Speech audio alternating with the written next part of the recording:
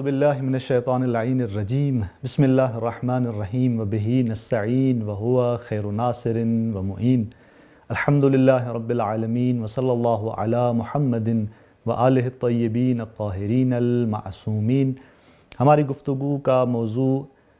عقائد اسلامی ہے اور اس سلسلے میں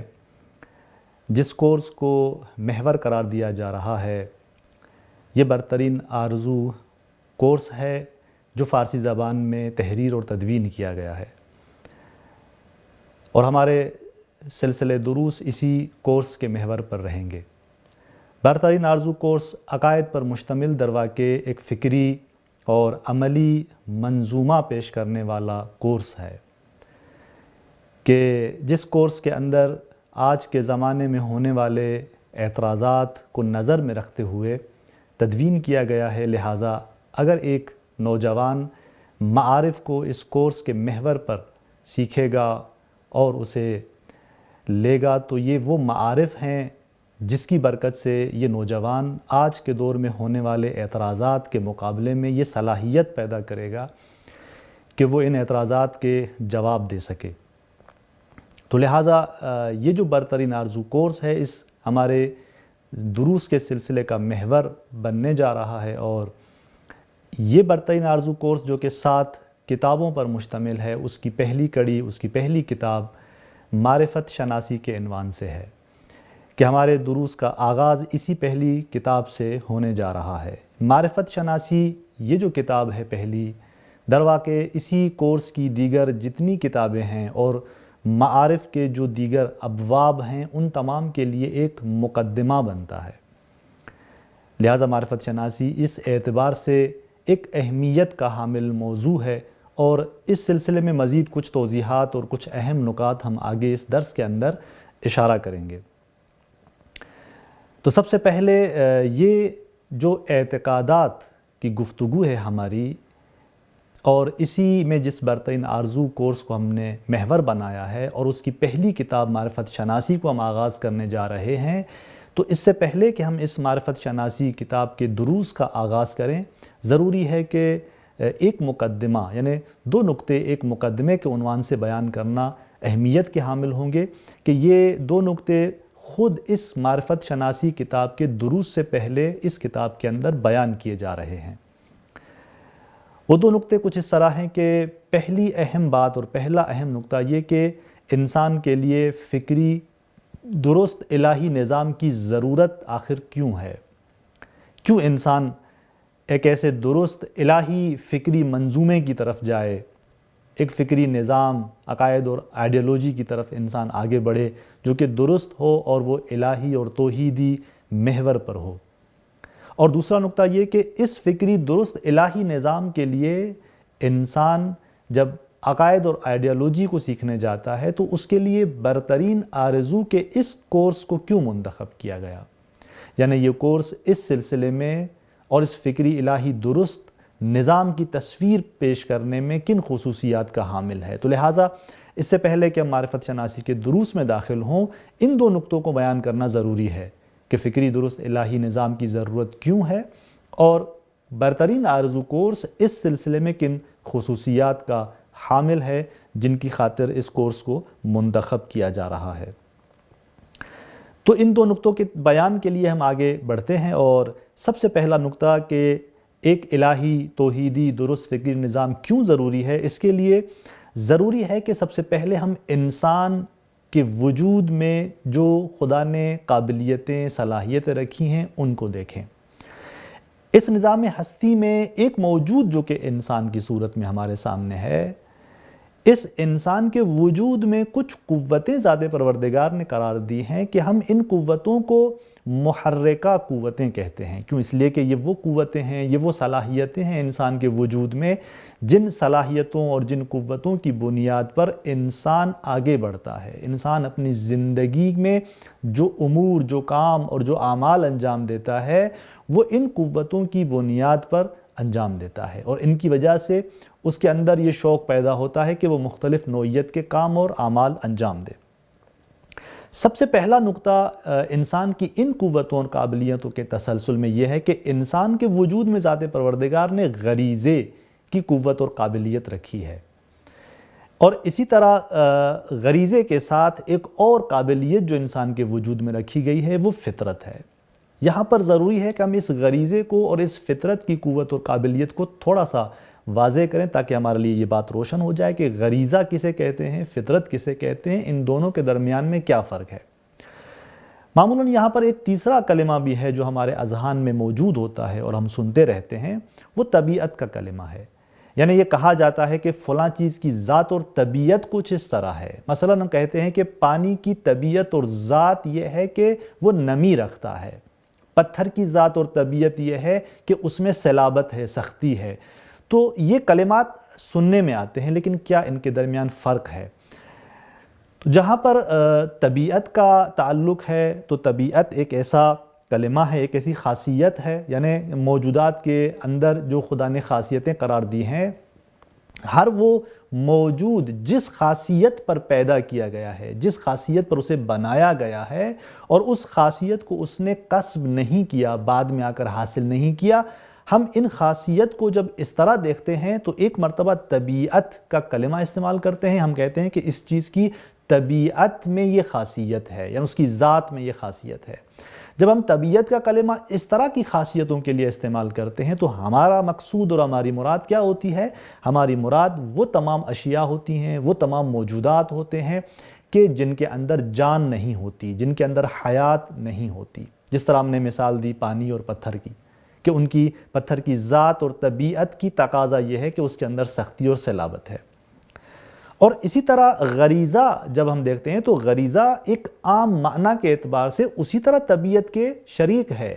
اور فطرت بھی عام معنی کے اعتبار سے، عام معنی یعنی کیا؟ یعنی ایک چیز کی خاصیت جو اس کے وجود میں رکھی گئی ہے اور اس نے اس چیز کو کسب نہیں کیا، حاصل نہیں کیا، یہ وہ عام معنی ہے کہ جس میں طبیعت بھی شامل ہے، جس میں غریزہ بھی شامل ہے، جس میں فطرت بھی شامل ہے۔ لیکن ہم نے کہا کہ تھوڑا سا فرق ہے۔ فرق یہ ہے کہ طبیعت ان موجودات کے لیے استعمال کیا جاتا ہے کہ جن میں جان نہ ہو، حیات نہ ہو۔ غریزہ حیوانوں کے مورد میں کلمہ استعمال کیا جاتا ہے معمولاً، کہ حیوانات کے اندر جو ذات پروردگار نے خاصیتیں ان کے وجود میں رکھی ہیں، جب وہ حیوان خلق ہوتا ہے تو پہلے سے وہ خاصیتیں ان کے اندر ہوتی ہیں، تو ان خاصیتوں کو غریزے سے یاد کیا جاتا ہے۔ یعنی حیوان کے اندر یہ غریزی خاصیتیں، صفتیں موجود ہیں۔ اور پھر فطرت، یعنی ایک موجود کو ایک خاص خاصیت پہ خلق کیا گیا ہے، اور اس خاصیت کو اگر ہم فطرت سے یاد کرتے ہیں تو یہ کلمہ مخصوص ہے موجودات میں سے انسان کے لیے۔ یعنی انسان کو جن خاصیتوں پر خلق کیا گیا ہے کہ وہ خاصیتیں اگر انسان بعد میں حاصل نہیں کرتا، ان میں سے کچھ خاصیتیں ایسی ہیں کہ جن میں وہ حیوان کے ساتھ شریک اور برابر ہے، لہٰذا ہم ان انسان کی خاصیتوں کو غریزے سے یاد کرتے ہیں۔ تبھی ہم نے کہا کہ انسان کے اندر ایک جو خاصیت ہے، ایک جو قابلیت ہے، وہ غریزے کی ہے۔ کیوں؟ اس لیے کہ انسان بعض خصوصیات میں حیوان کے شریک ہے، حیوان کے برابر ہے، لیکن کچھ خاصیتوں میں انسان حیوانیت کی خاصیتوں سے بالاتر خاصیتیں رکھتا ہے، اور ان کو ہم فطرت سے یاد کرتے ہیں۔ یہ بھی وہ خاصیتیں ہیں کہ جو انسان آ کر کسب نہیں کرتا، حاصل نہیں کرتا، پہلے سے انسان کے پاس یہ خاصیتیں موجود ہوتی ہیں۔ تو یہاں سے ایک بات روشن ہو جاتی ہے کہ پس طبیعت کا جو کلمہ ہے وہ استعمال ہوتا ہے غیر جاندار اشیاء کے لیے، ان کے اندر جو پہلے سے موجود خاصیتیں ہیں ان کے لیے، اور غریزے کا جو لفظ ہے وہ حیوان اور انسان دونوں کے لیے استعمال ہوتا ہے ان خاصیتوں کے لیے کہ جو خاصیتیں ان کے وجود میں پہلے سے رکھی گئی ہیں اور حیوان اور انسان دونوں اس میں شریک ہیں۔ اور اسی طرح وہ خاصیتیں کہ جو فقط انسان کے وجود میں رکھی گئی ہیں ان کو فطرت سے یاد کیا جاتا ہے۔ لہٰذا فطرت کے حوالے سے مفصل تفصیل ہے جس میں ہم نہیں جانا چاہتے، کیوں؟ اس لیے کہ فطرت کے اعتبار سے جو خاصیتیں ذات پروردگار نے انسان کے وجود میں رکھی ہیں ان میں سے کچھ وہ ہیں جو اس کی شناخت سے، اس کے ادراک سے وابستہ ہیں، اس کے علم سے وابستہ ہیں۔ یعنی انسان فطری طور پہ کچھ چیزوں کو جانتا ہے، جسے ذات پروردگار کی وحدانیت کا علم اور اس کی شناخت انسان کی فطرت میں قرار دی گئی ہے۔ اور اسی طرح کچھ چیزوں کی طرف انسان رغبت پیدا کرتا ہے، اور اس کا یہ رغبت پیدا کرنا فطری طور پہ ہوتا ہے۔ تو لہٰذا ان خاصیتوں کو ہم فطرت سے یاد کرتے ہیں۔ تو یہاں سے دو چیزیں ہمارے لیے روشن ہو گئیں کہ انسان کے وجود میں کچھ خاصیتیں ایسی ہیں کہ جو غریزہ ہیں، یعنی حیوانات کے ساتھ ان خاصیتوں میں وہ شریک ہے، کچھ خاصیتیں انسان کے وجود کے اندر ذات پروردگار نے رکھی ہیں جو انسان سے مخصوص ہیں، جس کو ہم فطرت سے یاد کرتے ہیں۔ اسی طرح اگلے مرتبے اور مرحلے میں ہم دیکھتے ہیں کہ انسان کے وجود میں کچھ احساسات پائے جاتے ہیں، انسان کے وجود میں کچھ عواطف پائے جاتے ہیں۔ شاید یہ احساسات اور عواطف کا کلمہ ایک دوسرے کے نزدیک معنی رکھتا ہو، جذبات پائے جاتے ہیں انسان کے وجود کے اندر۔ اسی طرح اگلا نقطہ یہ کہ انسان کے وجود میں رجحانات پائے جاتے ہیں، انسان اپنے وجود میں کچھ چیزوں کی طرف رغبت اور رجحان رکھتا ہے، میلان رکھتا ہے، اور انسان کے وجود میں ذات پروردگار نے عقل کی قوت کو رکھا ہے۔ عقل وہ قوت ہے انسان کے وجود میں جو ان تمام خاصیتوں کو جو غریزی ہیں، جو فطری ہیں، ان کو اعتدال میں لاتی ہے۔ لہذا انسان شہوت کے مورد میں، انسان غصے اور غضب کی حالت میں حد سے خارج نہ ہو، ان تمام حالات، کیفیات اور صفات کو اور ان خصوصیات کو عقل انسانی جو ہے وہ اعتدال میں قرار دیتی ہے۔ اس طرح اگلے مرحلے میں ہم کہیں گے کہ انسان کے وجود کے اندر جو خاصیتیں ہیں ان میں سے ایک ارادہ اور اسی طرح ایک خاصیت انتخاب کی ہے۔ انسان اگر کچھ کام انجام دینے لگتا ہے تو وہ اپنے ارادے سے انجام دیتا ہے۔ ایک چیز کو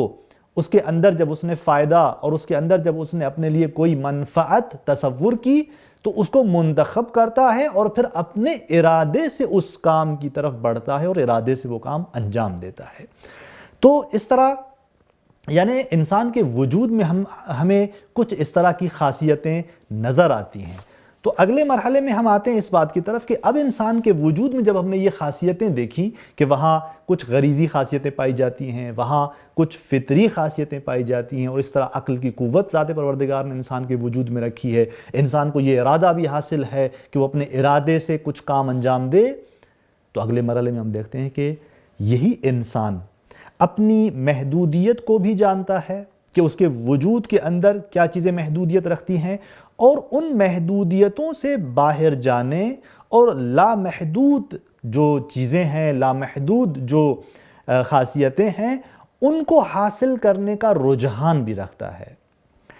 اب انسان جب اس طرح ہے کہ اپنی محدودیت کو بھی درک کر رہا ہے اور ان محدودیتوں سے خارج ہونے کا رجحان اور رغبت بھی رکھتا ہے، تو یہاں پر ضروری ہے کہ ہم بعض ان محدودیتوں کی طرف اشارہ کریں کہ انسان جو ہے وہ کس طرح کی محدودیتیں اپنے وجود میں رکھتا ہے۔ مثلا جب ہم انسان کی محدودیتوں کو دیکھتے ہیں تو ایک جو اس کے وجود میں ہمیں محدودیت نظر آتی ہے وہ شعور کی محدودیت ہے، یعنی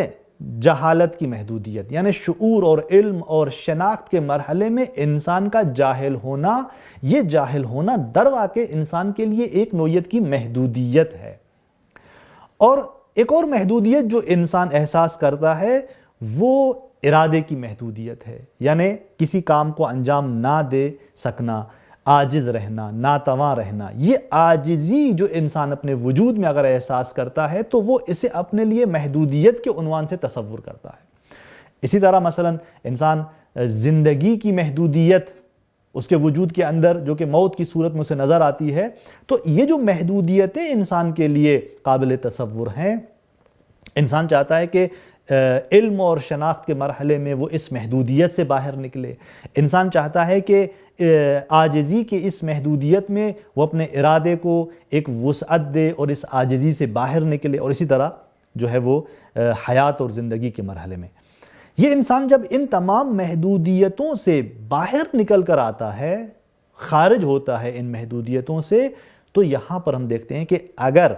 یہ جو محدودیت سے انسان کا نکلنا ہے اگر ایک نظام کے تحت ہو تو اسے تربیت کا نام دیا جاتا ہے۔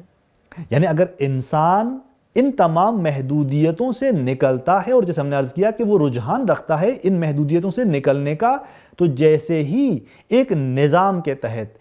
ایک سسٹم کے تحت انسان اگر ان محدودیتوں سے باہر نکلتا ہے تو اس صورت میں ہم کہتے ہیں کہ یہ تربیت ہے، اسی کا نام تربیت کا ہے۔ تو لہٰذا اب جب تربیت کا یہ عنوان ہمارے سامنے آیا ہے، تو تھوڑا بہت اس تربیت کے حوالے سے ہم توضیحات دیں، اور یہ نقطہ ہمارے اذہان میں ہونا چاہیے کہ ہم اصل مطلب کس کو ثابت کرنا چاہتے ہیں، وہ یہ کہ ایک درست فکری الہی نظام انسان کے لیے کیوں ضروری ہے۔ یہ اس کے تناظر میں ہم کچھ نکات بیان کرنے جا رہے ہیں۔ تو لہٰذا تربیت کے نقطے پہ جب ہم پہنچتے ہیں کہ انسان محدودیتوں سے خارج ہونا چاہتا ہے اور تربیت کہ اس مرحلے میں داخل ہونا چاہتا ہے جو تربیت اسے ان محدودیتوں سے خارج کر لے اور ایک ایسی فضا میں اسے داخل کرے کہ جہاں محدودیت نہ ہو اس کے لیے، تو یہ اس تربیت کا معنی کیا ہے؟ اگر ہم ایک مختصر اور حد عقل کی بنیاد پر ہم تربیت کو دیکھیں تو اس کا مطلب یہ ہوتا ہے کہ انسان اپنے وجود کے اندر جو اس کی قوتیں ہیں، جو اس کے اندر قابلیتیں ذات پروردگار نے رکھی ہیں، جن کی طرف ہم نے اشارہ کر دیا، اگر انسان ان قوتوں کو ایک خاص جہت دے، اس لیے تاکہ وہ رشد کرے، تاکہ وہ ارتقاء پائے، بہتر انداز سے آگے بڑھے اور مستقل طور پہ ایک کام انجام دے اپنے ارتقاء کے لیے، تو اس کا نام تربیت ہے۔ لیکن اگر ہم اس سے کچھ وسیع پیمانے پر تربیت کا معنی کریں تو ہم یوں کہیں گے کہ تربیت کا معنی یعنی مذکورہ 3 محدودیتوں سے نکلنے کے لیے اپنی وجودی قوتوں کو ایک خاص جہت دینا۔ یعنی جب انسان ان محدودیتوں سے باہر نکلنا چاہتا ہے تو ان محدودیتوں سے نکلنے کے لیے جب انسان اپنے وجود کے اندر موجود قابلیتوں اور ان تمام قوتوں کو جب جہت دے گا تو اس کا نام ہے تربیت۔ اب یہاں سے جب تربیت کا معنی ہمارے سامنے آتا ہے تو وہ ارکان جو اس تربیت کے اندر ہیں وہ بھی ہمارے لیے روشن ہوتے ہیں کہ تربیت پس کن ارکان پر مشتمل ہے۔ سب سے پہلا رکن جو تربیت کے اندر ہم نے دیکھا وہ یہ کہ تربیت مراحل اور عمل کا نام ہے۔ یعنی تربیت ایسا نہیں ہے کہ بغیر مرحلوں سے انجام پاتی ہو، نہیں،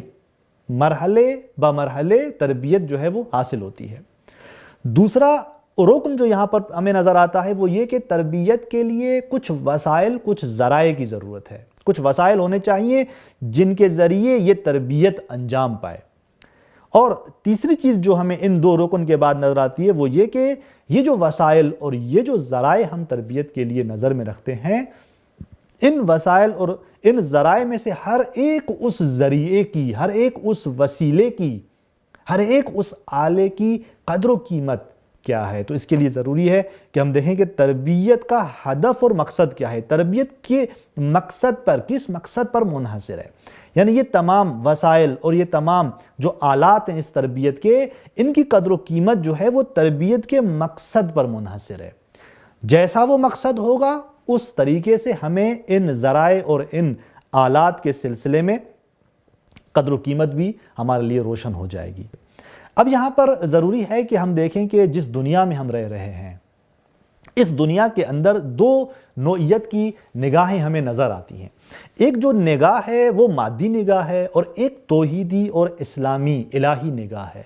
یہ 2 مختلف نگاہیں ہیں، انہیں ہمیں درک کرنا چاہیے کہ اگر ہم نگاہ مادی رکھتے ہیں تو ہماری کیفیت کیا ہوگی، ہمارے لیے زندگی کا مقصد کیا ہوگا، پھر ہم تربیت کو کس چیز کو ہم تربیت کا نام دیں گے۔ اسی طرح جہاں نگاہ الہی ہے تو وہاں پر زندگی کا مقصد کیا قرار پاتا ہے اور تربیت کس چیز کا نام قرار پاتا ہے۔ اب یہاں پر جب ہم مادی نگاہ کو بیان کرنے جا رہے ہیں تو یہاں پر ہم دیکھیں گے کہ مادی نگاہ کے نزدیک زندگی کا جو مقصد ہے وہ کیا ہے اور تربیت کا معنی کیا ہے۔ اس نقطہ نگاہ سے سب سے پہلا نقطہ جس کو بیان کرنا چاہیے وہ یہ کہ یہ مادی نگاہ زندگی کا مقصد کیا قرار دیتی ہے، کس چیز کو زندگی کا ہدف اور مقصد جانتی ہے۔ تو اس میں 2 نقطے یہاں پر بنیادی ہیں۔ ایک نقطہ یہ کہ مادی دنیا نے ماورائی دنیا سے منہ موڑا ہوا ہے، یعنی یہ ایک ایسی نگاہ ہے جو مادیت سے بالاتر کسی بھی چیز کا قائل نہیں ہے۔ یعنی ایک ایسی نگاہ ہے جو کسی چیز کو معتبر نہیں جانتی جو کہ مادیت سے بالاتر ہو، ہر چیز کو مادیت کے عینک سے، مادی آئینے سے دیکھ رہی ہوتی ہے۔ اور دوسرا یہ مادی نگاہ حصی دنیا پر اس کی توجہ مرکوز ہے، یعنی اس کی جتنی بھی توجہ ہے وہ تمام کی تمام توجہ اس دنیا پر مرکوز ہے جو دنیا جس کے موجودات انسان کے لیے اس ظاہری حواس سے قابل ادراک ہیں اور قابل شناخت ہیں۔ تو جب یہ دو نقطے ہمیں اس نگاہ کے اندر نظر آتے ہیں تو نتیجہ خود بخود ہمارے سامنے آتا ہے، اور وہ نتیجہ یہ کہ پس اس کی نظر میں زندگی کا مقصد حسی لذتوں اور سماجی فوائد سے لطف اندوز ہونا ہے۔ یعنی یہ نگاہ چاہتی ہے کہ زندگی کا مقصد اور ہدف یہ ہے کہ آپ اسی مادی دنیا کے اندر جو اس کی لذتیں ہیں، جو اس مادی دنیا کے موجودات ہیں، جو اس کی نعمتیں ہیں ظاہری، ان تمام سے لطف اٹھایا جائے اور ان تمام سے فائدہ اٹھایا جائے۔ اب جب زندگی کا ہدف یہ ہے اس نگاہ کے اعتبار سے، تو اگلے مرحلے میں ہم جاتے ہیں، دیکھتے ہیں کہ پس تربیت کا معنی کیا قرار پائے گا ایسی مادی نگاہ کے اعتبار سے۔ تو وہاں ہمیں یہ بات نظر آتی ہے کہ تربیتی مفہوم اور معنی کے اعتبار سے دنیاوی زندگی سے مربوط رویوں میں اصلاح کرنے تک محدود ہے۔ یعنی یہ جو نگاہ ہے مادی، یہ تربیت کے مرحلے میں یہ چاہتی ہے کہ جتنے ہمارے اعمال اس مادی اور دنیاوی زندگی کے اندر ہیں انہی کو اصلاح کیا جائے فقط۔ اور دوسرا نقطہ جو یہاں پر اہمیت کا حامل ہے وہ یہ کہ اس نگاہ کے اندر ارادے کی فردی آزادی کی بنا پر صحیح اور غلط کے معیار کو نظر انداز کر دینا۔ یعنی یہ وہ نگاہ ہے جس میں اس نقطے پر بنا رکھتے ہوئے کہ اس میں یہ نظریہ پایا جاتا ہے کہ فردی آزادی کے عنوان سے انسان اپنے ارادے میں آزاد ہے۔ انسان کا جو ارادہ ہے وہ کسی چیز کے تابع نہیں ہے، لہٰذا جب ارادے کی آزادی فردی طور پر اس نگاہ کے اندر مد نظر ہے تو ظاہر سی بات ہے کہ جو صحیح اور غلط چیزیں ہوں گی ان کا معیار بھی نظر انداز کر دیا جائے گا۔ یعنی جو بھی چیز اگر صحیح ہے، جو بھی چیز اگر غلط ہے، اس نگاہ کے مطابق یہ وہ ہے جو اس فرد کے ارادے سے وابستہ ہے۔ جیسے ارادہ اس اعتبار سے واقعیت سامنے آئے گی۔ لہٰذا یہی وجہ ہے کہ یہ باتیں سننے میں آتی ہیں کہ یعنی میرا ارادہ اور میری مرضی جس طرح ہوگی میں اس طرح کام انجام دوں گا۔ یہ کیوں نعرہ سامنے آتا ہے؟ اس لیے کہ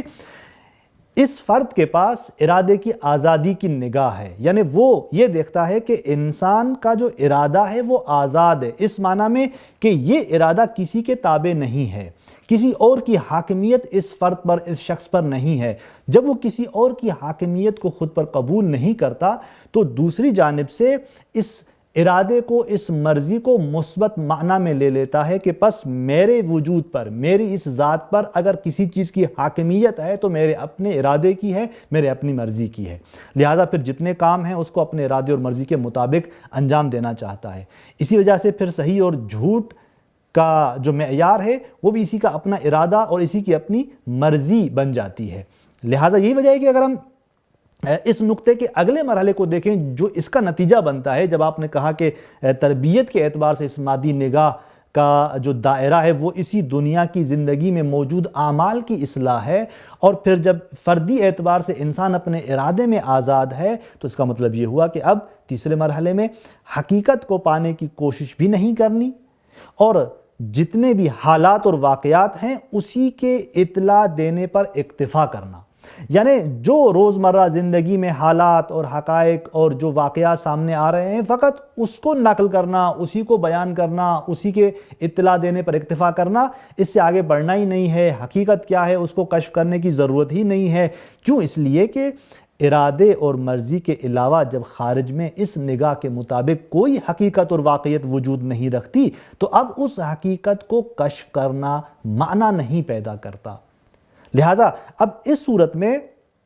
ایک نقطہ جو ہمارے سامنے آتا ہے مادی نگاہ کے حوالے سے وہ یہ کہ حقیقت اور واقعیت نام کی کوئی چیز وجود نہیں رکھتی۔ جب اس طرح ہے تو اب ہمیں یہاں دیکھنے میں آتا ہے کہ اس طرح کی نگاہ کے تعلیم و تربیت پہ بہت اثرات ہمارے سامنے آتے ہیں۔ یعنی یہ فقط یہاں تک بات محدود نہیں رہتی کہ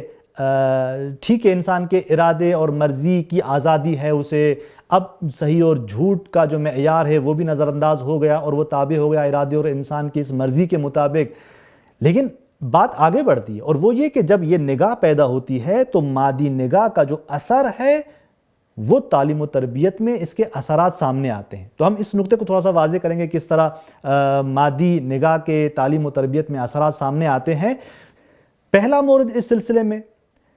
کہ فکری نظام اور عقائد اور آئیڈیالوجی پر توجہ دینے کی جگہ افراد کے ذہنی تصورات، مفاہیم اور احساسات پر توجہ دینا، یعنی اس کے بجائے کہ ایک عقائد اور آئیڈیالوجی کا نظام تصور کیا جائے اور اس کو بنایا جائے اور اس پر توجہ کی جائے، اس کی جگہ اس مادی نگاہ کے اعتبار سے افراد کے جو ذہنی تصورات اور مفاہیم جو اس کے اندر ہیں ذہن میں، اور جو اس کے احساسات اور جذبات ہیں، اس پر فقط توجہ دی جا رہی ہے۔ اور پھر دوسرے مرحلے میں انسان کے دوسروں کے ساتھ جو تعلقات ہیں ان میں ہم آہنگی ایجاد کرنا، اور اس شخص اور اس کے نامطلوب حالات کے درمیان میں ہم آہنگی کرنے پر اکتفا۔ یعنی اس مادی نگاہ کے مطابق جب عقائد اور آئیڈیالوجی سائیڈ پر ہو گئے، ان پر توجہ نہیں کرنی، تو جن چیزوں پر توجہ مرکوز ہوئی وہ یہ کہ انسان کے ذہن کے ان مفاہیم پر توجہ کرنا، ان کے احساسات پر توجہ کرنا، اور دوسرے مرحلے میں اس انسان کے جو دیگر افراد سے تعلقات اور روابط ہیں ان کو آپس میں ان کی ہم آہنگی ایجاد کرنا تاکہ کوئی مسائل ان کے درمیان بیچ میں نہ آئیں، اور پھر خود انسان کے اپنے جو نامطلوب حالات ہیں، اس کے لیے ناپسند حالات ہیں، خود انسان اور اس کے اپنے ایسے حالات کے درمیان میں ایک ہم آہنگی ایجاد کرنا۔ توجہ چلی جاتی ہے ان امور کی طرف۔ دوسرا نقطہ جو سامنے آتا ہے اس مادی نگاہ کے اثرات کے سبب، وہ یہ کہ حقائق کو پانے اور ثابت کرنے کے لیے استدلال پر توجہ کی جگہ مذکورہ جو روابط بیان ہوئے اوپر، ان میں ہم آہنگی کے لیے فرد اور اس کی جو خواہشات ہیں اور جو اس کے تجربات ہیں ان پر انحصار کرنا۔ یعنی آپ واقعیت اور حقیقت کو کشف کرنا نہیں چاہتے، چونکہ نگاہ مادی میں ہم نے عرض کیا، جب آپ نے نگاہ یہ پیدا کی کہ کوئی واقعیت اور حقیقت نہیں ہے، اور جو چیز بھی ہے انسان کا اپنا ارادہ ہے، اور جو چیز ارادے کے مطابق ہوگی وہی اس کے لیے بہتر ہے اور وہی اس کے لیے حقیقت رکھتی ہے، تو اس کا مطلب یہ ہوا کہ نظام ہستی کے اندر واقعیت اور حقیقت نام کی کوئی چیز نہیں ہے۔ اب جب نہیں ہے تو اس حقیقت کو ثابت کرنے کے لیے کوئی دلیل بھی پیش نہیں کی جائے گی، اس کے بجائے انسان اکتفا کرے گا اس بات پر کہ جتنے روابط اوپر بیان کیے گئے، یعنی انسان کا دوسروں سے جو رابطہ ہے، انسان کا جو اپنے ناپسند حالات کے ساتھ جو اس کا رابطہ ہے، ان کے درمیان فقط کیا جائے، ایک نوعیت کی ہم آہنگی ایجاد کی جائے۔ تو لہٰذا تربیت اور تعلیم و تربیت کے اعتبار سے اس مادی نگاہ کے یہ اثرات ہمارے سامنے آتے ہیں۔ اس کے مقابلے میں الہی اور توحیدی نگاہ